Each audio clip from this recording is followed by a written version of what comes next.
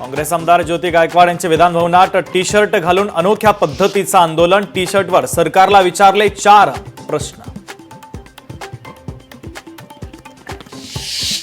दिल्ली उच्च न्यायालयाच्या न्यायाधीशांच्या घरी आग। आगीच्या घटनेनंतर घरात सापडलं पैशांचं घबाड। न्यायाधीशांच्या घरात बेहिशोबी रक्कम।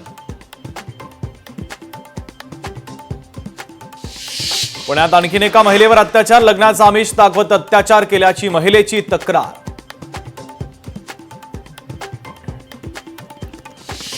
बच्चू कडू यांचे रायगडच्या पायथ्याशी आंदोलन। रायगडच्या पाचाडमध्ये 3 दिवसांचं अन्नत्याग आंदोलन। शेतकरी आणि दिव्यांगांच्या प्रश्नासंदर्भात आंदोलन। औरंगजेबाच्या कबरीची सुरक्षा वाढवली। औरंगजेबाच्या कबरीला आता तारेची सुरक्षा भिंतीवर अतिरिक्त तारेचं कुंपण।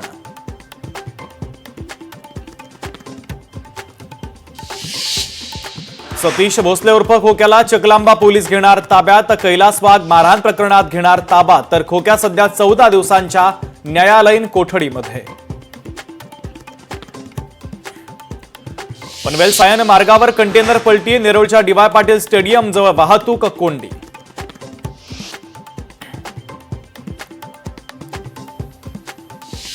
हिंगोलीमध्ये एका वाळू माफियानं घेतला नवरदेवाचा बळी। अवैध वाळू वाहतूक करणाऱ्या टिप्परनं नवरदेवाला चिरडलं। हिंगोलीच्या आजे गावातील घटना।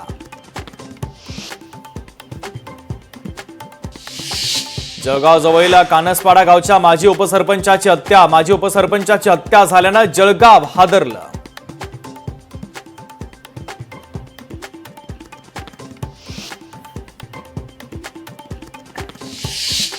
दिल्ली उच्च लोकशाही मराठी ऐका, पहा, जागरूक रहा।